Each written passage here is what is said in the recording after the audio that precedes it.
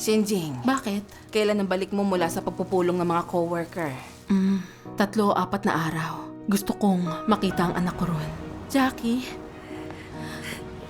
Mommy! teka. Ba't namamaga ang leeg mo? May lymphoma po ako, Mom. Magpapa-opera ako sa susunod na buwan. Hinahabol ako ng malaking pulang dragon at hindi makauwi. At ngayon, may sakit ang anak ko. Anong dapat kong gawin?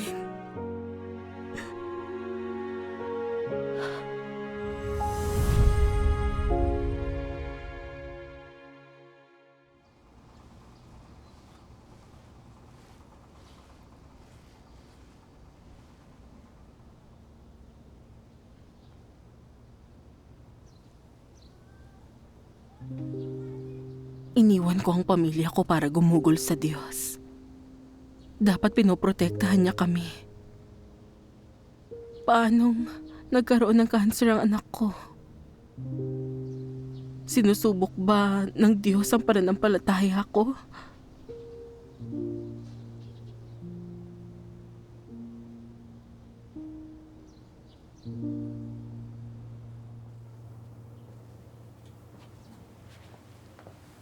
Sister Liang, iniisip mo pa rin ba ang anak mo?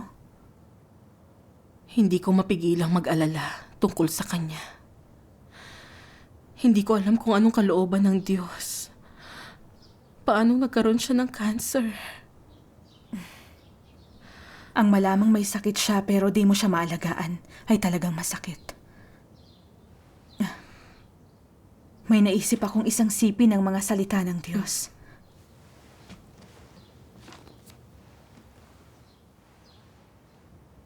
Habang sumasailalim sa mga pagsubok, normal sa mga tao ang manghina o maging negatibo ang kalooban o hindi malinawan ang kalooban ng Diyos o ang landas ng kanilang pagsasagawa. Ngunit ano't anuman, kailangan mong magkaroon ng pananampalataya sa gawain ng Diyos. At huwag itanggi ang Diyos gaya ni Job. Bagamat mahina siya at isinumpa ang araw ng pagsilang niya, hindi niya itinanggi na lahat ng bagay sa buhay ng tao ay ipinagkaloob ni Jehovah at na si Jehovah rin ang siyang babawi sa lahat ng ito. Paano man siya sinubok, pinanatili niya ang pananampalatayang ito. Sa iyong karanasan, ano man ang pagpipino mo sa pamamagitan ng mga salita ng Diyos, ang hinihingi niya, sa madaling salita, ay ang pananalig at pagmamahal ng tao sa Kanya. Ang kanyang ginagawang perpekto sa pamamagitan ng paggawa sa ganitong paraan ay ang pananampalataya, pagmamahal at mga hangarin ng mga tao. Ginagawa niya ang gawain ng pagperpekto na hindi nakikita o nadarama ng mga tao. Sa gayong mga sitwasyon, kinakailangan ng pananampalataya. Amen. Amen. Amen. Nanghina ako nang marinig kong may cancer siya. Napakababa pa rin ng tayog ko at kulang ang pananampalataya ko. Pag tunay nating ibinibigay ang lahat ng para sa Diyos, gagabayan niya tayo sa mga paghihirap.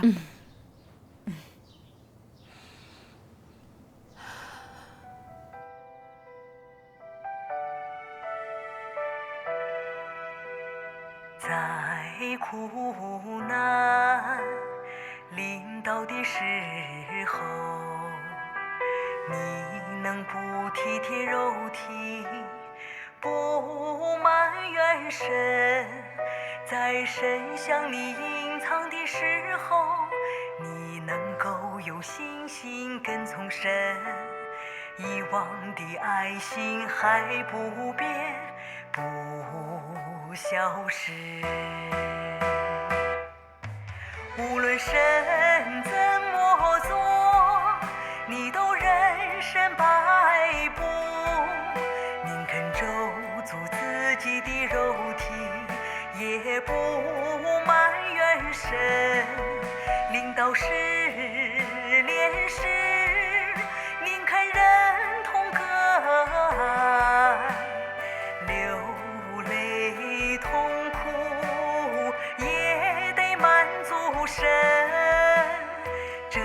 才是真实的爱，真实的信息。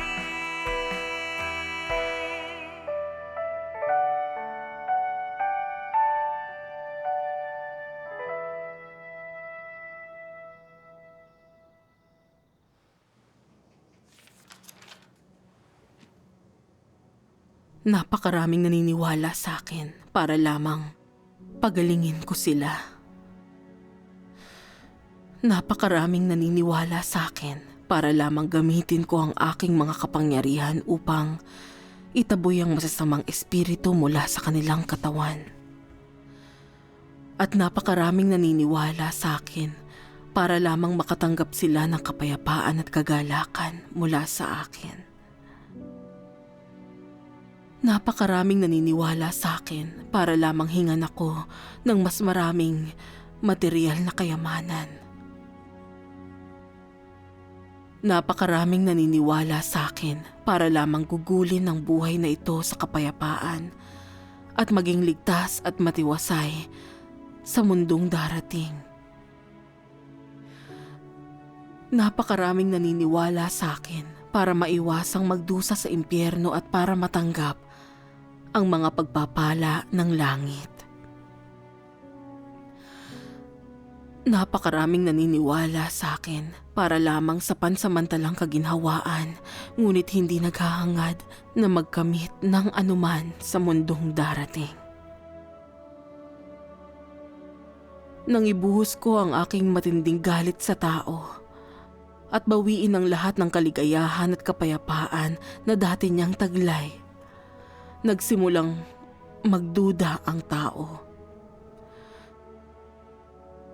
Noong ibinigay ko sa tao ang pagdurusa ng impyerno at binawi ang mga pagpapala ng langit, ang kahihiyan ng tao ay naging galit.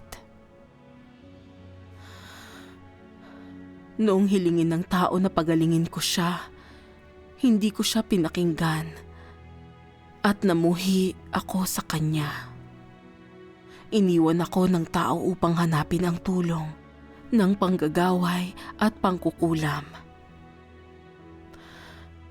Nang alisin ko ang lahat ng hiningi ng tao sa akin, naglaho ang lahat ng walang bakas. Sa makatuwid, sinasabi ko na ang tao ay may pananampalataya sa akin sapagkat ako ay nagbibigay ng maraming biyaya at masyadong maraming magiging pakinabang.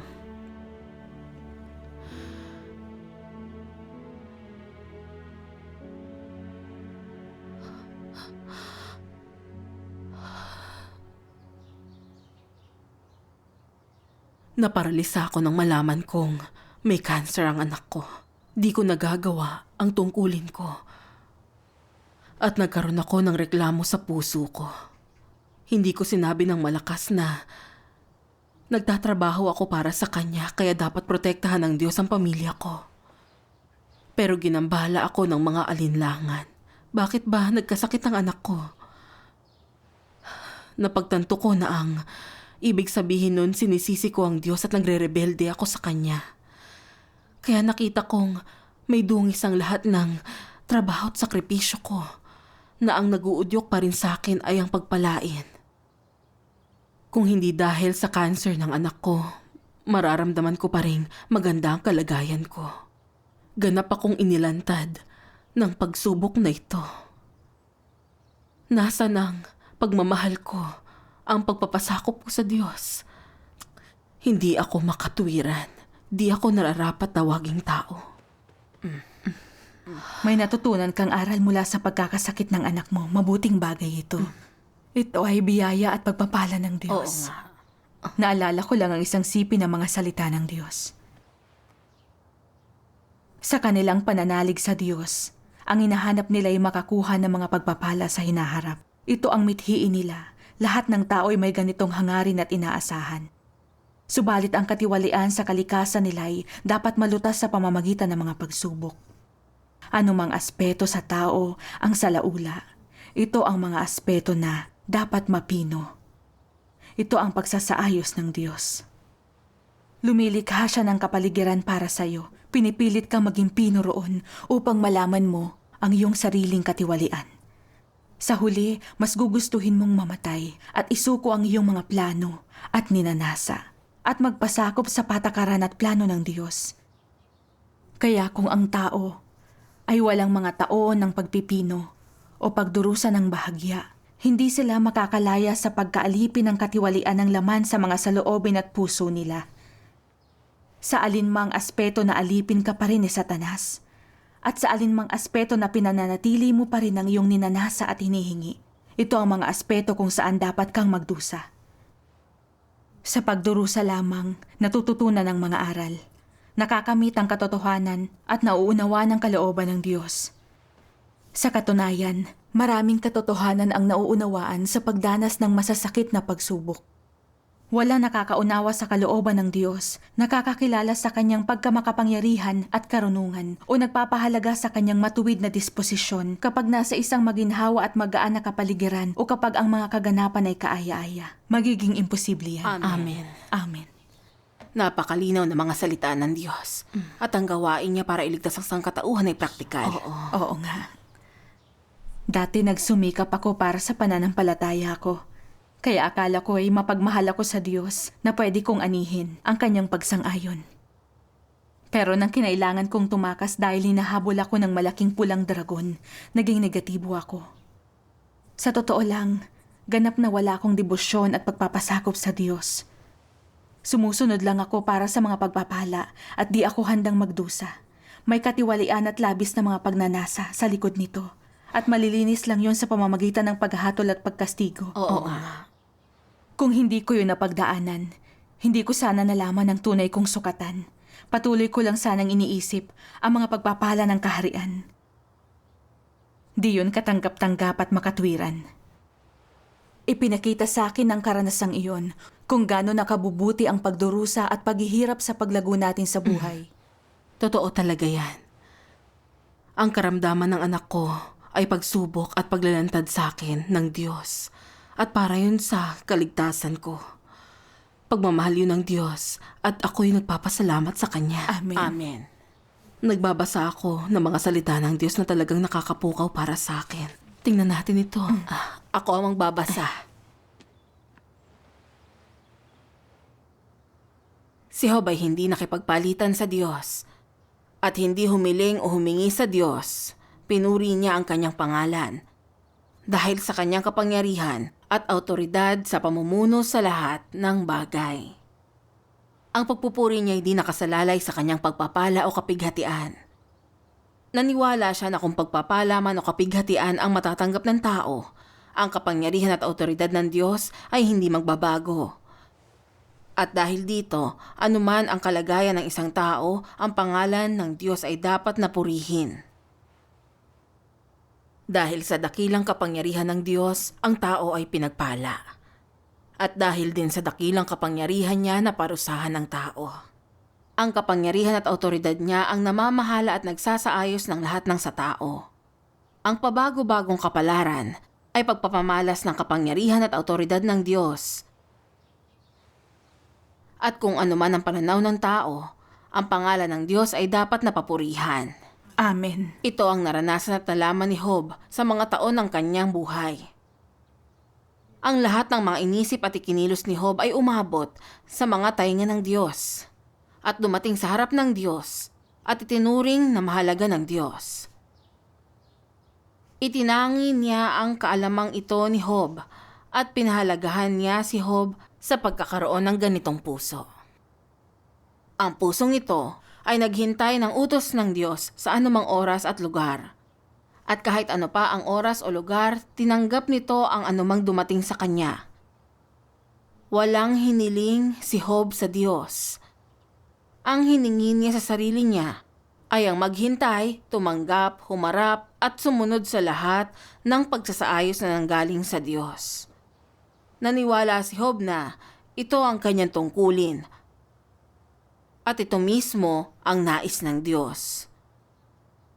Dahil ang puso ni Job ay dalisay at hindi lingid sa Diyos, ang kanyang pagkatao'y tapat at mabait.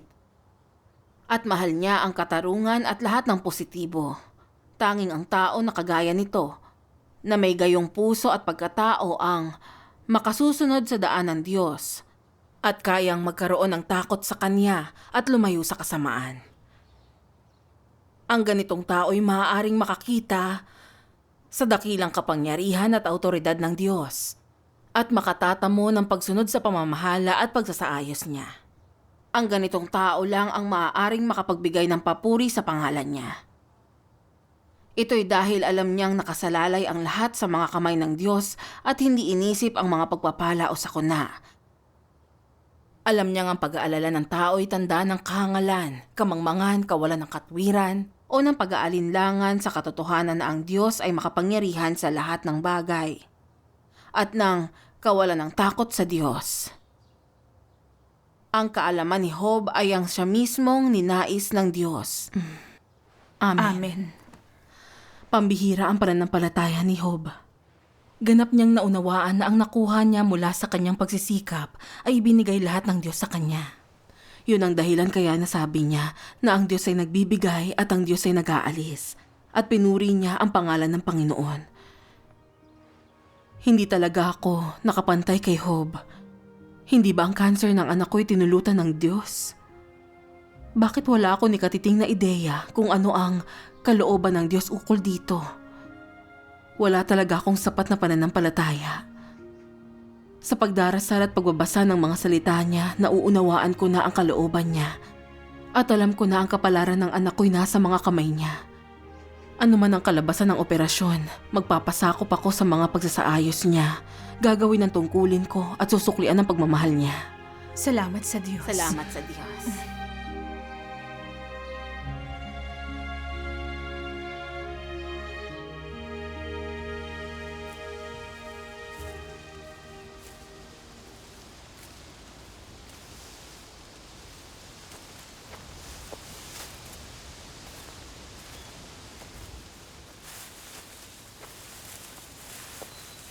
Magpahinga muna tayo. May konting tubig ako rito. Sige, okay.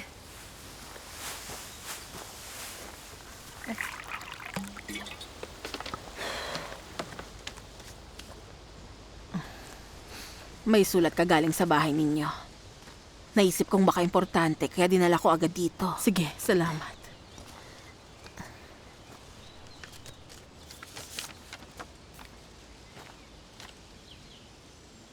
Mommy, may maganda po akong balita. Naging matagumpay ang operasyon ko.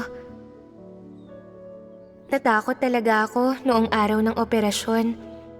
Kaya nagdasal ako sa Diyos at hiniling sa kanyang pagpalain ako ng isang matagumpay na operasyon na walang maging problema.